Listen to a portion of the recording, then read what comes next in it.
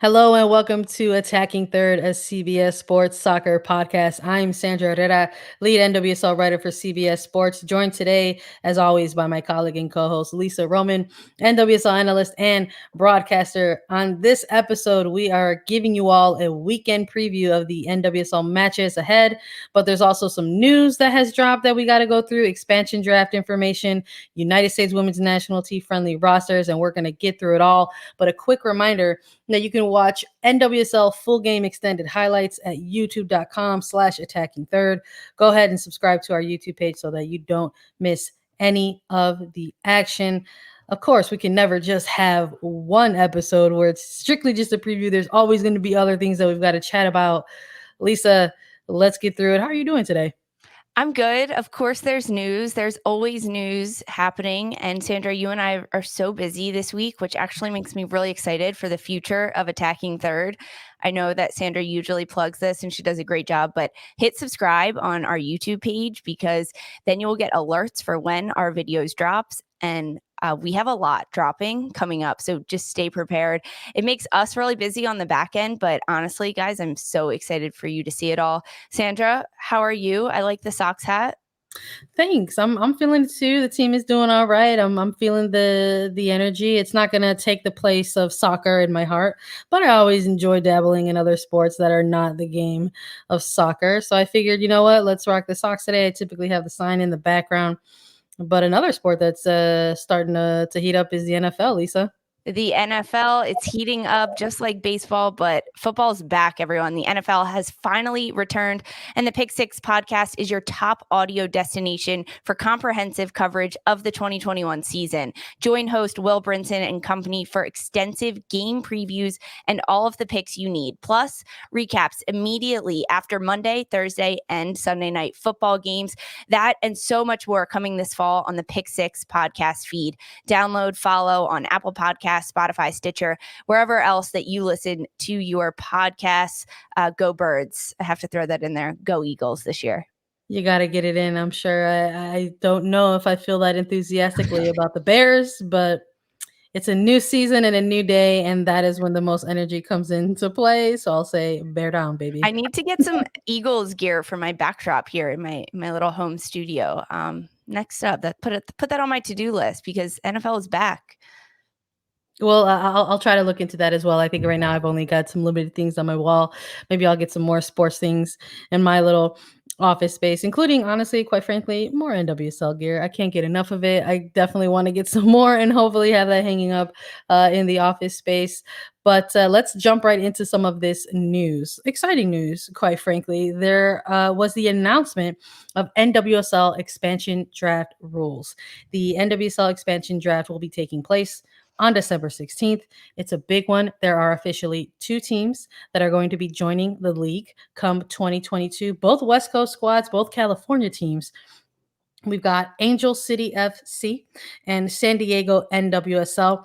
And there was a lot of curiosity, quite frankly, around this potential expansion draft. Lisa, a lot of unknowns because in years prior, with expansion drafts, it's typically been one team at a time, whether it was Houston Dash or Orlando Pride, or this most recent expansion draft with Racing Louisville FC, which didn't include Kansas City because Kansas City NWSL was a team that did join the league for 2021, but they joined the league via going ahead and taking the roster from formerly Utah Royals FC and then creating Kansas City NWSL. So that's maybe what we could start with when it comes to some of these rules that we're getting into and some of the things that stood out to us within the announcement of all of these draft rules, because we weren't too sure if they were going to be super reflective of expansion drafts priors. But for starters, one of the things that stood out to me, Lisa, was the fact that there are only going to be 9 teams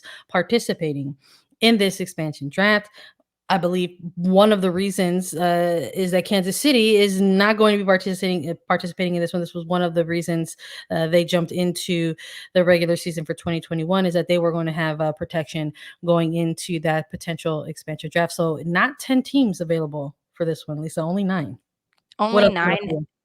And another thing, jumping off of that, remember the trade that Louisville had rights to Christen Press and they traded to Angel City.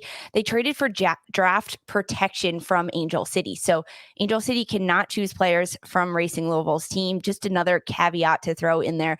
Everyone, if you have a pad of paper and you're getting ready for December 16th, there are a lot of things that you need to write down just so you can keep track, because this draft is going to be crazy. Another thing in the rules that jumped out to me specifically is that each of the 12 clubs in the NWSL will have the option of including up to 5 international player spots on their roster.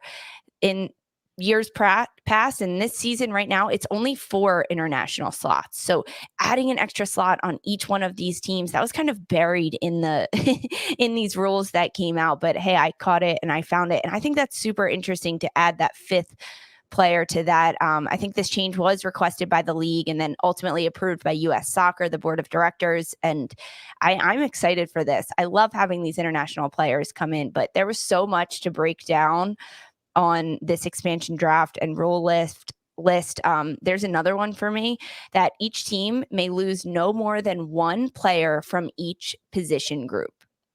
So we mentioned that there's only 9 teams in this.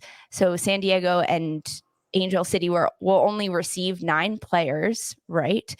But they can only pick 1 player from each position group. So each team needs to list out their players that are available, unprotected, to be drafted. So if you take a look at Racing Louisville, say, they can only protect so many players on their roster, 9 of them. So if they have forwards available, such as Nadia Nadim and Ebony Salmon, but only one of them can be drafted by either team.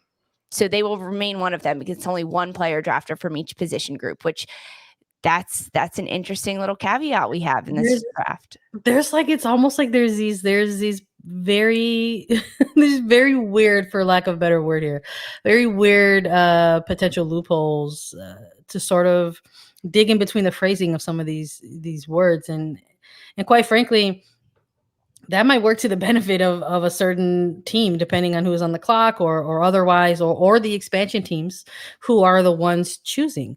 You don't know until you know. And for example, I had just in this past expansion draft with Racing Louisville joining the fold in 2021, they engaged in a trade prior to the expansion draft with Chicago Red Stars for full roster protection. So Chicago said, okay, we'll engage in a trade with you, but this is what we're giving you, and you can't touch anything else. We're out of the expansion draft. So that was an asset that I'm not sure people were aware that was able to be done. And then all of a sudden it got approved, and away we go. And here we are ahead of this expansion draft, and Racing Louisville making a little bit of a trade of their own to try to do the same thing, to try to give themselves some protection, at least from one of the teams that are coming into the fold. So whenever there's room within the rules for different interpretations, I'll just say, Lisa, weird things can happen. So I am absolutely going to be keeping my eyes on this NWSL expansion draft for sure. I love the loopholes, and I know that teams will find their loopholes. So just to give everyone a timeline of what's happening, this list was just announced, but December 3rd is when the trade and the waiver window closes. December 9th is the end of the season process concludes. Remember, November 20th is the NWSL Championship. So that's December 9th. Then on December 10th at noon, the protected list deadline comes out. So that means each team must submit their 9 players that are protected, including 1 U.S. allocated player. That is December 10th at noon. December 10th at 5 p.m., that protected and unprotected list will be distributed to the teams.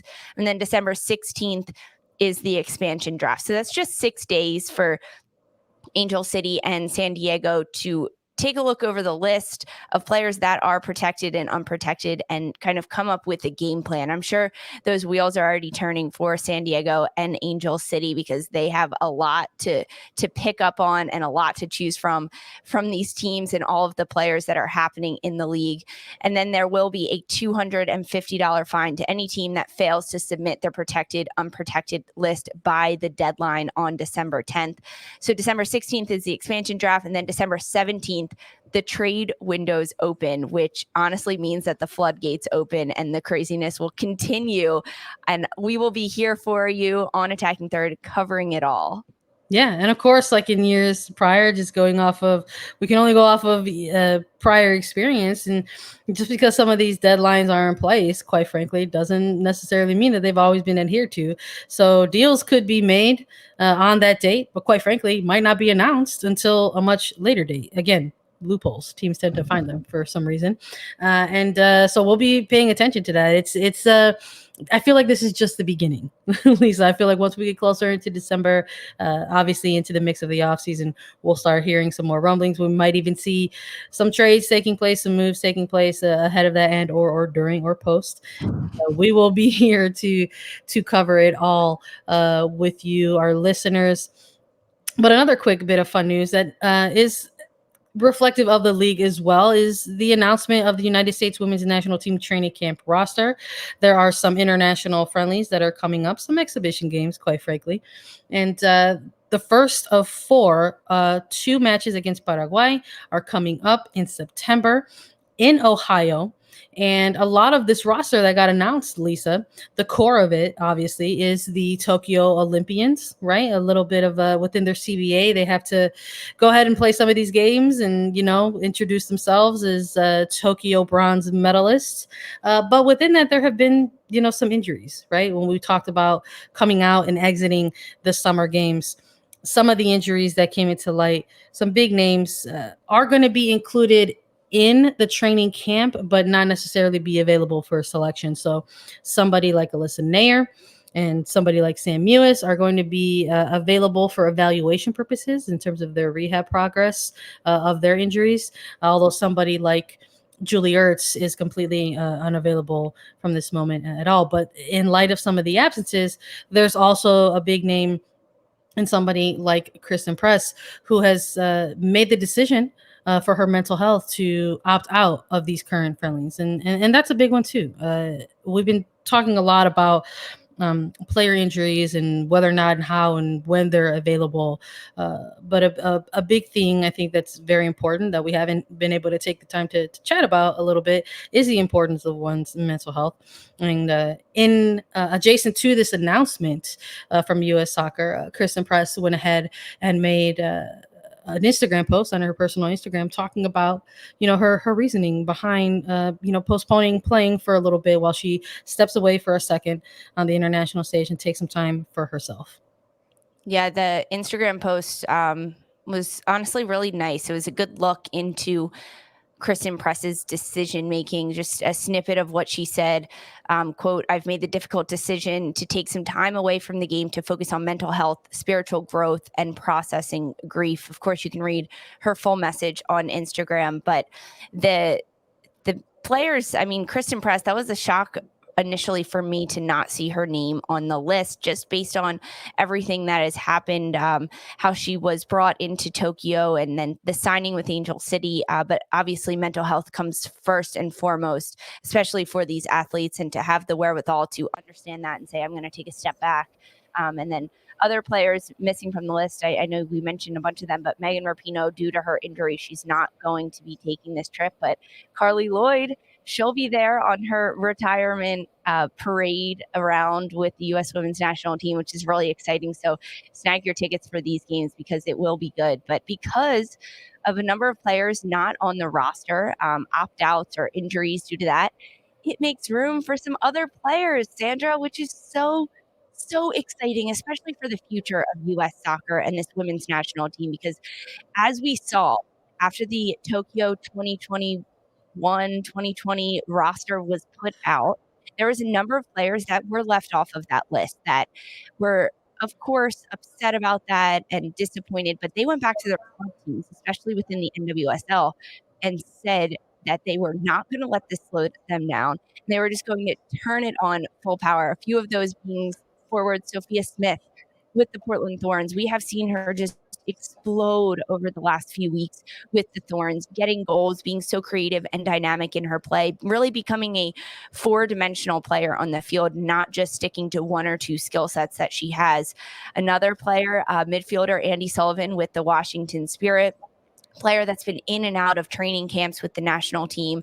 And now she gets a shot at another one. She was not in Tokyo, but she has proven that with the Washington Spirit over the last few weeks, she is a key pivotal player in their midfield, not just making plays on the ball, but she's the one consistent factor, maybe alongside Tori Huster in the midfield for the Spirit, that has just been tremendous over this season and especially the last few weeks. And then the last player that was a big shock, Sandra, I'm going to let you take this one because you're a big Chicago Red Stars girly.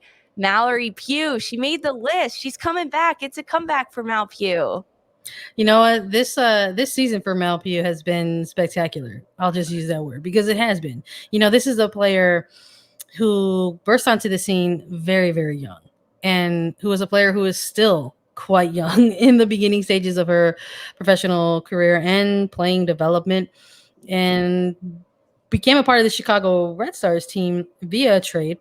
And one of the big things in a lot of the early media availability with this player was to get into a place in a system where she can continue her development while still kind of rehabbing and kind of coming back from some of these injuries. And throughout this season, we've heard her say sort of how she's been feeling about playing in a lengthy regular season for the first time, quite frankly, in her pro career, because she has had to deal with a number of significant injuries in the past that have always sort of disrupted, her regular season playing time, whether it was with a team like the Spirit or Sky Blue at the time.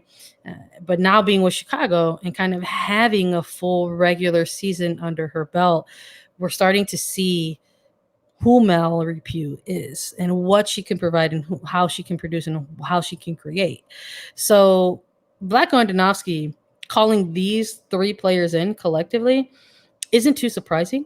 Hearing him, state in the press release that huge reason why they wanted to bring in some players were because they were out with some players for injury, so they had to bring additional players into training, but they needed players who were getting consistent minutes, seeing regular time on the pitch, and who were in form. So that's a huge compliment to these players who have been putting together very productive seasons for their respective clubs. Mallory Pugh, obviously one of those as well. But it's not too shocking, right? For me, as someone who's maybe covering the team a little closer than others. But I think in a window like this, right? It's going to be taking place in an international window where there are no NWSL games. There's going to be a domestic club break.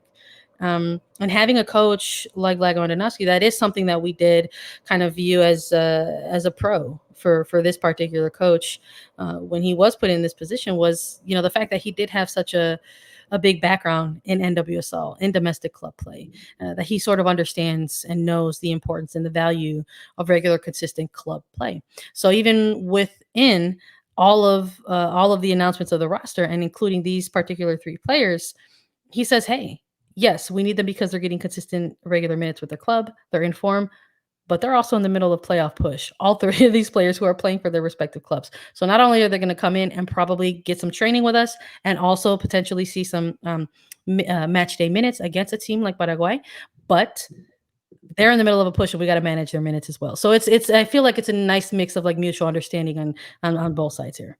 I mean, can you just imagine the forward lineup of Mallory Pugh, Sophia Smith, Lynn Williams? Like how fun that would be to watch, Sandra. I'm so excited to watch these friendlies. I really am.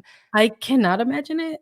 I honestly don't think I will believe it until I actually see it. If there is actually a scenario within these two friendlies where Lynn Williams, Sophia Smith, and Mal Pugh are all on the pitch at the same time, I don't know what we're going to see, but it'll be exciting. We'll probably be freaking out in our respective homes watching these games, and make your way to Ohio to watch this, because if it happens in person, that's amazing. One thing that, Sandra, I want to pick your brain on, looking at these rosters and the names that have come out a few months ago before the Olympics, before Vlatko Andonivoski named his final roster for Tokyo, there was a number of players in the mix.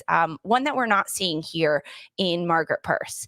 And she has been plagued with injury over the last few weeks playing with Gotham. She hasn't been on the roster list. She hasn't been traveling due to that injury.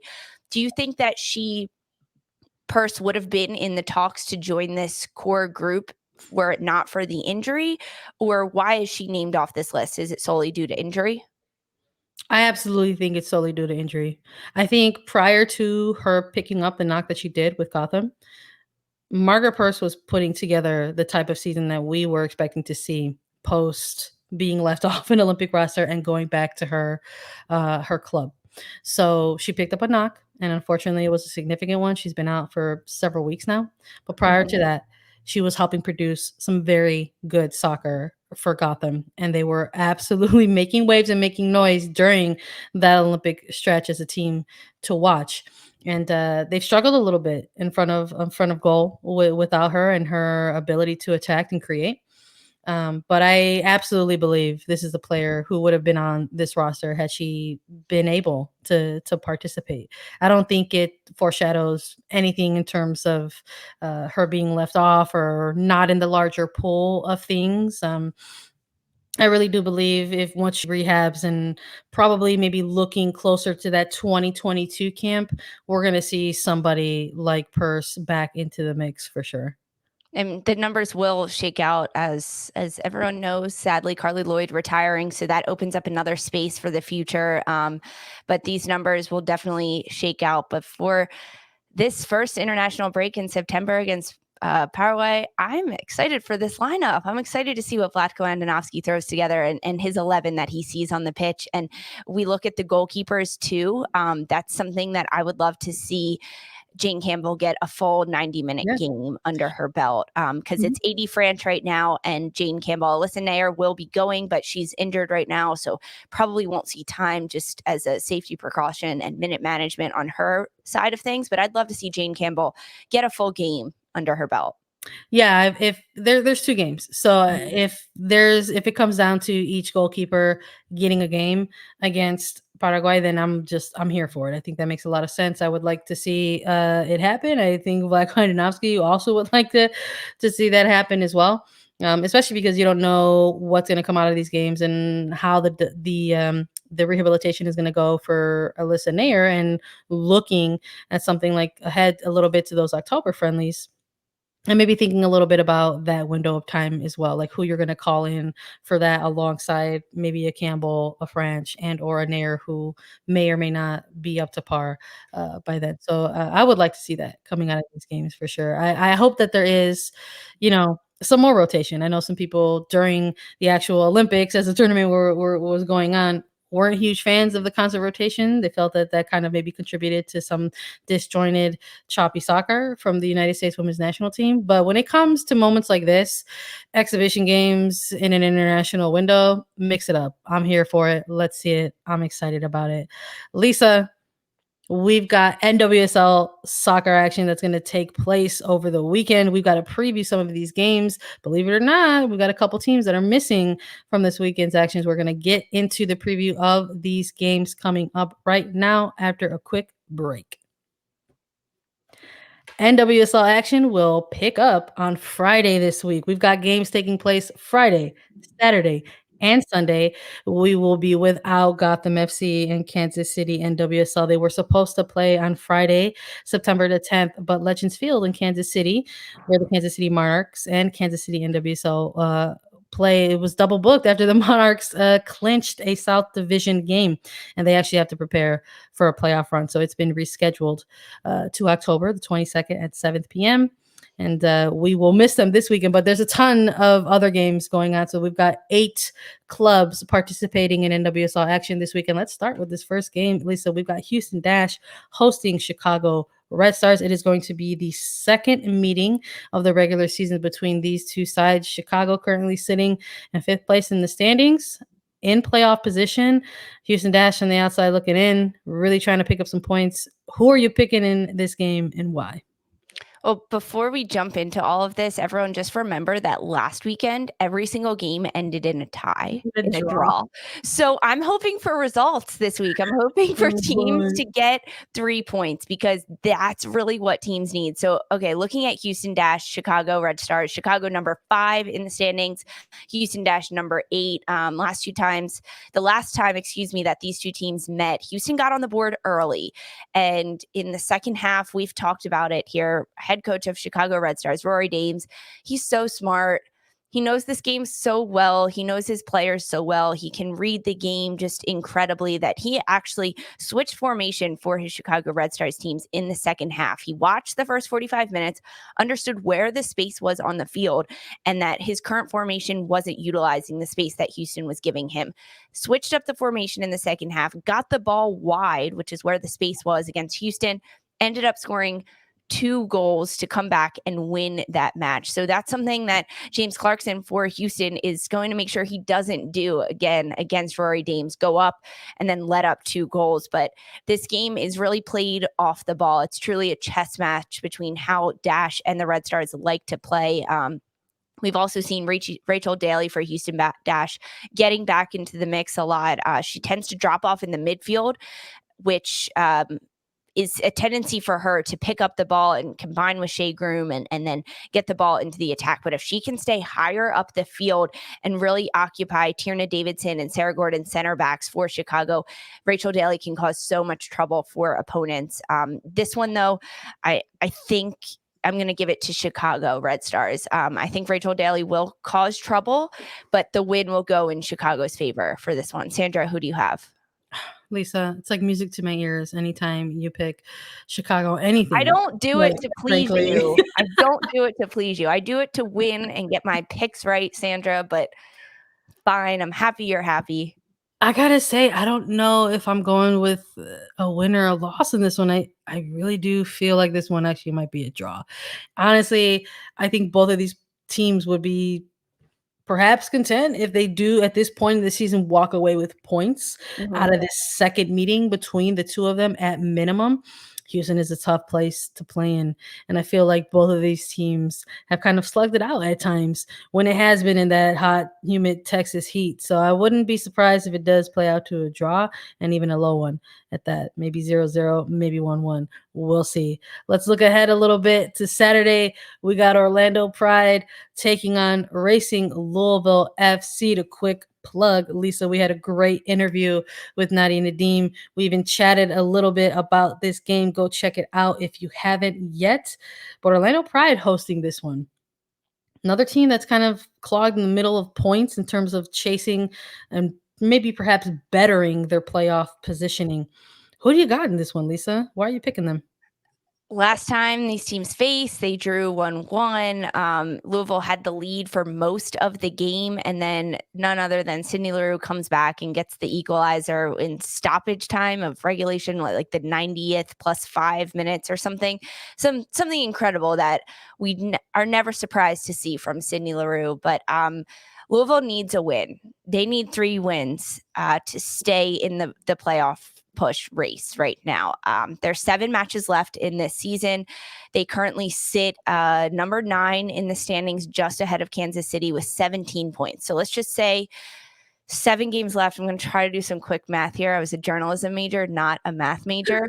17 points, 7 games left. If they say they win all of them, 7 times 3, 38 points on the season. Portland is still number 1 as of right now, 15 points ahead of them right now. Yeah, they need a win.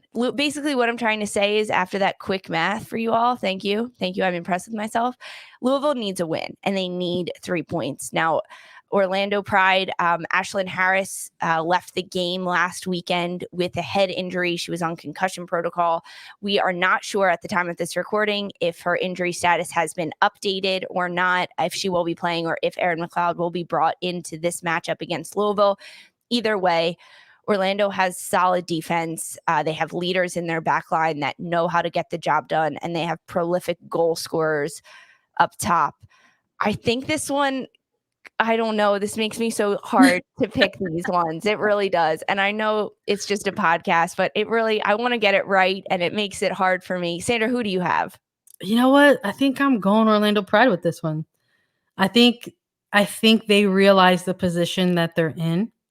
I think that at our time of recording this, we don't have a ton of official information on the injury to Ashlyn Harris.